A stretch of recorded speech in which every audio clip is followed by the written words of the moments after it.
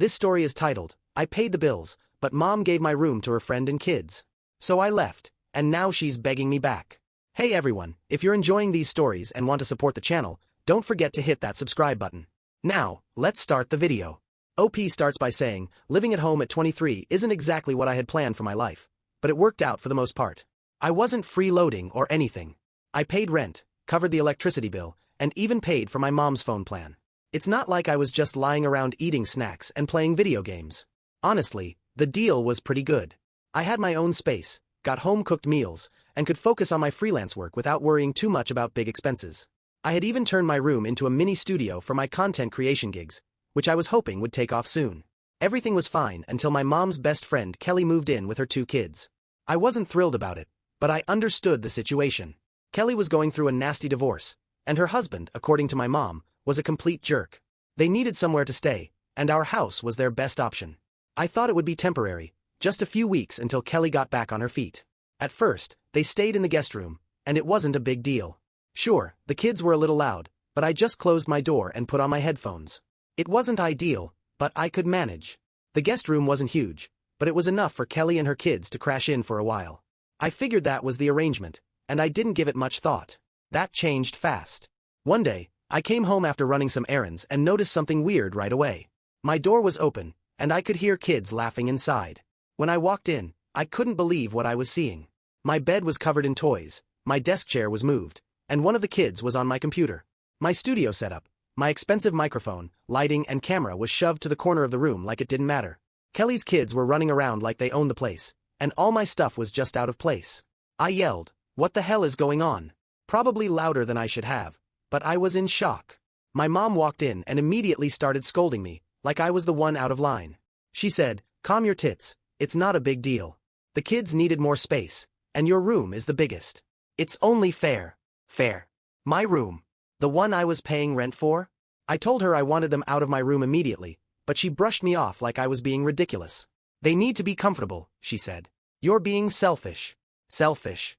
I couldn't believe what I was hearing. This wasn't about comfort, it was about respect.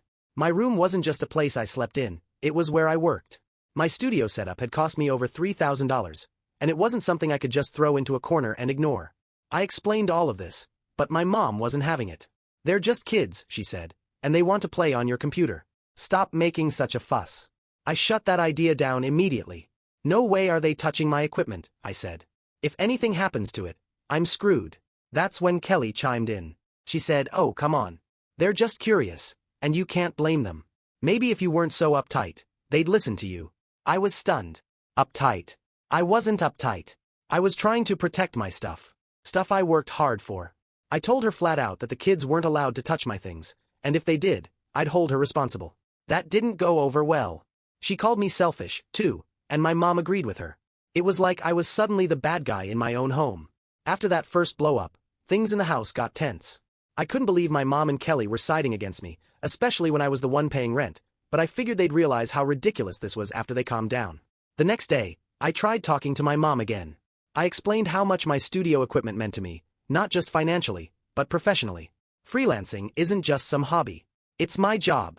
Without my gear, I couldn't do my work, and replacing it would take me months, maybe even years, to save up for. I told her, "Mom, I'm not trying to be a jerk, but this isn't fair. I'm paying rent for that room, and you just gave it away without even asking me." Her response? "You're being dramatic. It's my house, and I decide what happens in it." I was stunned. "Your house. I pay rent. I'm contributing here, not just squatting for free." She shrugged like it didn't matter. "The kids need space. Your brother's room is too small, and your sister's room is full of her things. Besides, your room has all that fancy stuff, and they like it better." I couldn't believe what I was hearing. My siblings, both 15, had rooms that were perfectly fine. Sure, my brother's room was smaller, but it was big enough for 2 kids. My sister's room was almost as big as mine, and honestly, she barely used it since she was always out with her friends. But my mom wouldn't even consider it. "The kids love your room because it's cooler," she said. "All your fancy gadgets make it more fun for them." Fun. This wasn't about fun. My room wasn't some playhouse for Kelly's kids to mess around in. It was where I worked, where I relaxed, where I lived. I told her, "If they break anything, are you going to replace it?" "Because I can't afford to." That's when Kelly chimed in again. "Oh, stop being so paranoid.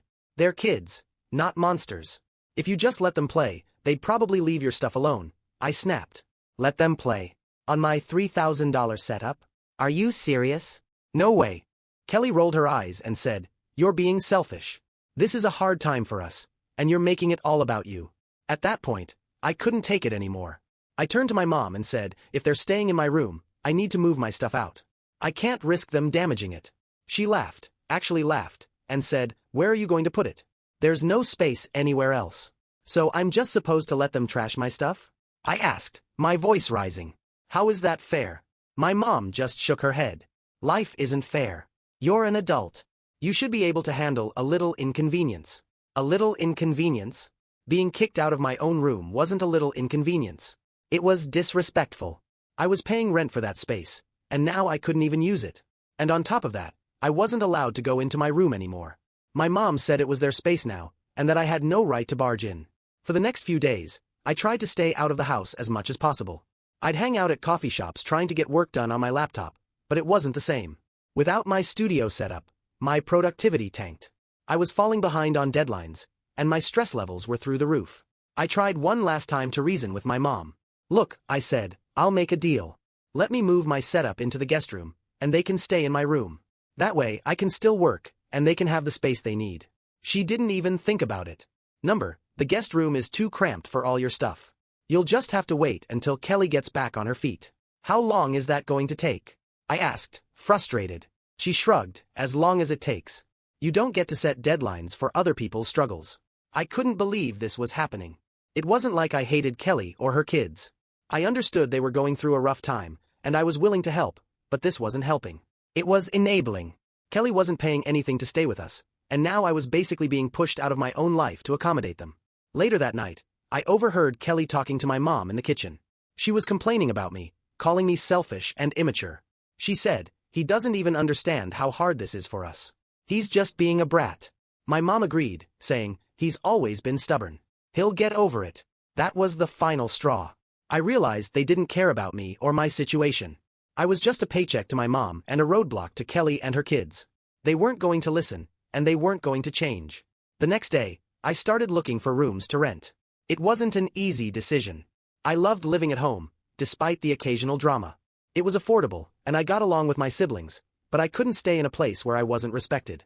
After days of feeling like a stranger in my own home, I decided enough was enough. It wasn't just about the room anymore. It was about respect. I was paying rent, contributing to bills, and trying to build a future for myself, but none of that seemed to matter to my mom or Kelly. They had decided my needs came last, and I was tired of it. One night, I sat my mom down in the living room. My siblings were upstairs, and Kelly was putting her kids to bed. So it was just the two of us. I figured if I could make her see how serious I was, she'd finally listen. "Mom," I started, keeping my voice calm. "We need to talk." She gave me a tired look. "What now?" "I can't keep living like this," I said. "I've been paying rent for that room, and now I can't even use it. You gave it away without asking me, and it's not fair." She sighed and leaned back on the couch. "We've been over this. It's temporary. Kelly and the kids are going through a hard time. You're young, and you can adapt." "That's not the point," I shot back. "It's not about adapting. It's about respect. You didn't ask me. You just decided my room wasn't mine anymore, and now I can't even work because all my stuff is packed up or shoved into a corner." "You're being dramatic," she said, waving me off. "This is my house, and I get to decide what happens in it." That line again. Every time she said it, it felt like a slap in the face. "If this is your house," I said, "then why am I paying rent? If you're going to treat me like a guest, maybe I shouldn't be paying anything at all." Her eyes narrowed. "Don't you dare pull that. You know I need your help with the bills." "Then treat me like I matter," I snapped. "You can't take my money every month and then turn around and tell me I have no say. That's not how this works." She looked at me like I was crazy. "What do you want me to do? Throw Kelly and her kids out on the street? They have nowhere else to go." I shook my head. "No, but there are other options. They could stay in the guest room, or they could move into one of my siblings' rooms. Hell, you could even rotate rooms so everyone takes turns sharing the space. But taking my room and locking me out of it? That's not okay." She crossed her arms. "Your brother and sister are too young to share their rooms, and the guest room is too small for 3 people. Your room was the best option." "No, it was the easiest option," I said. "You didn't want to deal with the hassle, so you dumped it on me." At that point, I could feel my frustration boiling over. I'll make this simple, I said, looking her straight in the eye. Either Kelly and the kids move out of my room, or I move out of the house. Those are your options. She blinked, caught off guard. Don't be ridiculous. Where would you even go? I've already started looking for rooms to rent, I told her. If you're not going to respect me or the fact that I'm paying to live here, then I'll find somewhere else to live. She scoffed. You're bluffing. You can't afford to move out. I leaned back and crossed my arms. Try me. The next few days were tense. I didn't bring up the ultimatum again, but it hung in the air like a storm cloud. My mom didn't take me seriously, which just made me more determined. I spent every spare moment scrolling through rental listings, messaging landlords, and figuring out my budget. It wasn't going to be easy, but I knew I could make it work if I cut back on non-essentials. Meanwhile, things at home were worse than ever. Kelly's kids had turned my room into their personal playground, and I couldn't do anything about it. I wasn't even allowed to step inside without someone throwing a fit. Once, I tried to grab a few things I'd left behind, a pair of headphones and some books, and Kelly snapped at me. What are you doing in here? She demanded, standing in the doorway with her hands on her hips. I need my stuff, I said, trying to keep my voice calm. She shook her head. You can't just barge in whenever you want. This is their room now.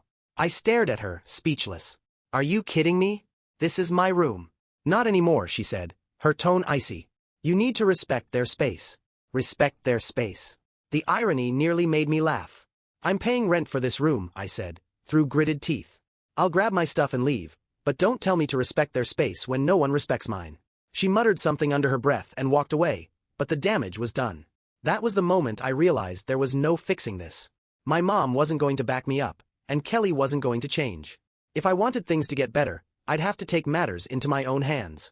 A week after the ultimatum, I found a room for rent that I could afford. It wasn't anything fancy, a small place in an older building, but it was mine. The landlord was friendly, and the space was clean enough. Most importantly, I could set up my studio without worrying about kids touching my equipment. I didn't tell my mom right away. I wanted to make sure everything was finalized before I dropped the bombshell. When I signed the lease, I felt a strange mix of relief and sadness. Moving out wasn't what I had planned, but staying wasn't an option anymore. I had to put myself first, even if it meant leaving behind the home I'd grown up in. The next step was moving my stuff out. I knew it wasn't going to be easy, especially with my mom and Kelly breathing down my neck. But I didn't care anymore. I was done playing nice. Once I signed the lease for my new place, I knew I had to act fast. If I gave my mom too much notice, she'd find a way to make the move even harder. So, I planned it out carefully. I told a few close friends what was going on, and 2 of them agreed to help me pack and move my stuff. One of them even offered to record everything on their phone, just in case things got ugly. The night before the move, I sat down with my mom one last time. I wanted to give her one final chance to make things right. Mom, I started, keeping my voice calm.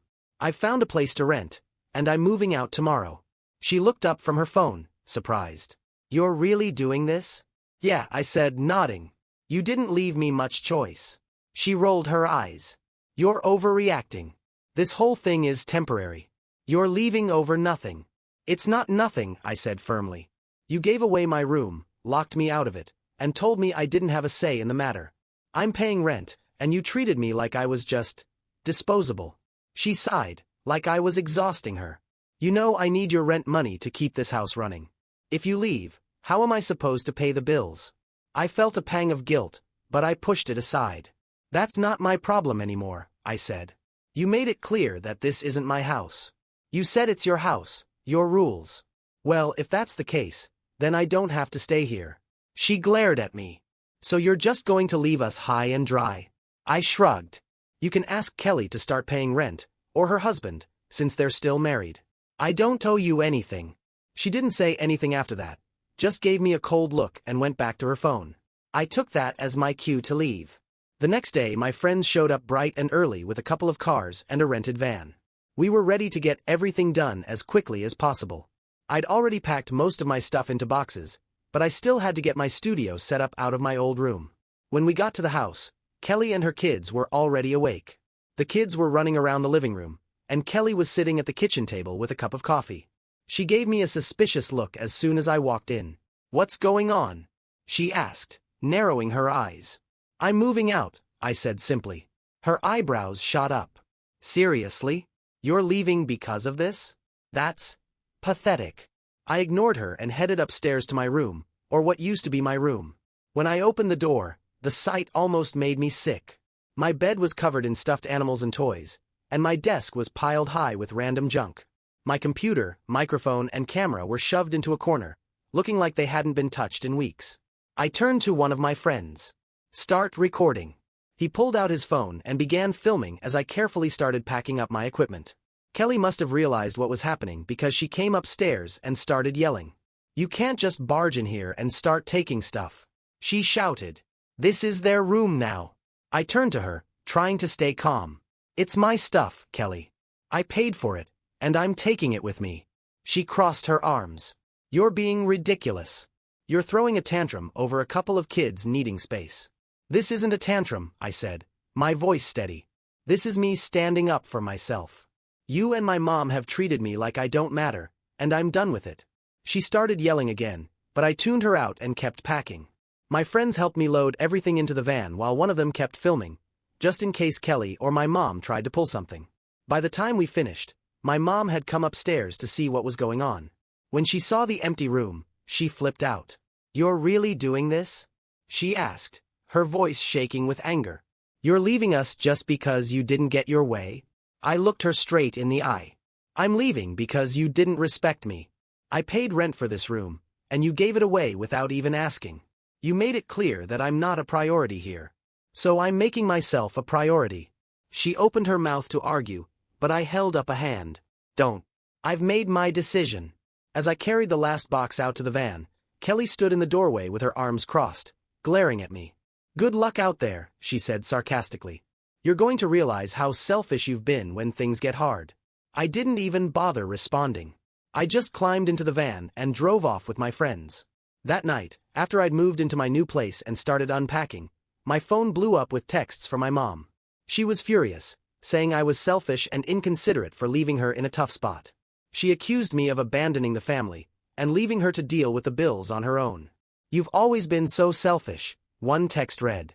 "I can't believe you'd do this to me after everything I've done for you." I typed out a response, but deleted it. I didn't owe her an explanation. She'd made her choices, and now I was making mine. After moving into my new place, the first thing I felt was relief.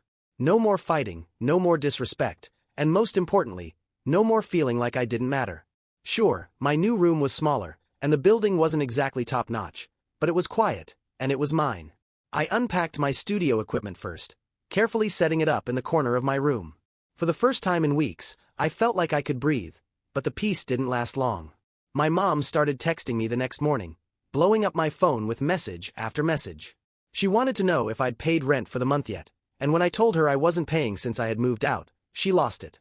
"You haven't even reached the 25th yet," she texted. "You owe me for the rest of this month." I rolled my eyes. "No, I don't," I replied. "I'm not living there anymore, so I'm not paying rent. You can ask Kelly to cover it." Her response came almost instantly. "Kelly doesn't have money to pay rent, you know that. You're leaving me to handle everything on my own, and I can't afford it." "That's not my problem," I texted back. "You made it clear that it's your house, your rules. Well, now it's your bills, your responsibility." She didn't like that answer. She started calling me selfish, immature, and ungrateful. According to her, I was tearing the family apart by leaving. At first, the guilt started creeping in. I'd always helped out financially, and I knew my contributions had made a big difference. But then I reminded myself why I'd left in the first place. My mom had treated me like I was disposable, so why should I feel bad for putting myself first? The next week, the guilt trips turned into anger. My mom sent long rambling texts about how I was ruining everything. One text read, "You've embarrassed me. Everyone in the family is asking why you left, and I don't know what to tell them." I didn't bother replying. I knew whatever I said would just fuel the fire. Instead, I focused on settling into my new place. I caught up on work, got my studio fully functional again, and started feeling like myself. It was amazing how much better I felt without all the chaos and negativity weighing me down. A few days later, my sister called me out of the blue. I hadn't heard much from her since I moved out, so I figured she wanted to check in. But as soon as I picked up, I realized she had a different agenda. "Mom's really upset," she said, skipping the small talk. "She says you're not paying rent this month, and now she's freaking out about the bills." I'm not living there anymore, I said, keeping my tone calm. Why should I pay rent for a place I'm not living in? But you know she can't afford it without you, my sister argued. You've always helped out. Why stop now? Because she didn't respect me, I said bluntly. She gave away my room, locked me out of it, and treated me like I didn't matter. I'm done being taken advantage of. My sister sighed. It's not that simple. Kelly's going through a lot, and Mom's just trying to help. I get that, I said. But why does helping Kelly mean screwing me over? I was paying rent for that room. I had every right to keep it. She didn't mean to screw you over, my sister said weakly. She's just stressed. So am I shot back. But no one cared about that when I was being pushed out of my own room. She didn't have much to say after that. We talked for a few more minutes. Mostly about her school stuff, and then hung up. I could tell she was stuck in the middle, but I wasn't going to let her guilt me into changing my mind. As the days went on, the texts from my mom started tapering off. I think she realized I wasn't going to budge. But then she pulled one last stunt that made me glad I'd left. One morning, I woke up to a text from a cousin I hadn't spoken to in years. It said, "Hey, I heard about the drama with your mom. Are you okay?" Confused, I asked what they were talking about. That's when they sent me a screenshot of a Facebook post my mom had made. In it, she painted me as the villain, claiming I'd abandoned her and the family during their time of need. She left out the part where she gave my room away, of course, and made it sound like I'd left out of sheer spite. I was furious. It was one thing to argue with me privately, but airing our dirty laundry online? That was too far. I didn't respond to the post, though. I figured it wasn't worth the effort. Let her play the victim if that's what she needed to do. I knew the truth, and so did the people who actually mattered. Now, a month later, I'm fully settled into my new place. My work is back on track, my stress levels are way down, and I'm finally starting to feel like myself again. My mom still texts me occasionally, but I keep the conversations short and stick to neutral topics. I've learned to set boundaries, and I'm not letting her guilt trip me anymore. Do I feel bad about leaving? Sometimes, yeah. It sucks that things had to end this way, but I don't regret my decision. I deserve respect, and if my mom couldn't give me that, then I had to find it elsewhere. Moving out was the best thing I could have done for myself, and I'm not looking back. Was I the a-hole for leaving and refusing to pay rent for the rest of the month? I don't think so. I tried to be reasonable, but my mom made it clear that I didn't matter as much as Kelly and her kids. At the end of the day, I had to put myself first. If that makes me selfish, so be it.